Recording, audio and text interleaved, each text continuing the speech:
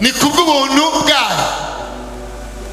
Paulo yandikiye Abikorinto aravuga ngo ariko ubuntu bw'Imana nibwo bwatumye mba ukondi. Turabo turi par la grâce de Dieu, seulement la grâce de Dieu, n'ubuntu bwayo gusa. Ituve mu buntu bw'Imana, ntidutinye kuko hari amasezerano Imana yavuze ngo raba ndi kumwe nawe gushika ku muhero w'isi. Ibitugerageza ntibizobura, imitego ntizobura. Pawulo acavuga ngo ntacyabagerageje kitari icyo kwihanganira. Bene data, burya igeragezwa ryarinze riza, Imana iba yabonye yuko uza kurishobora.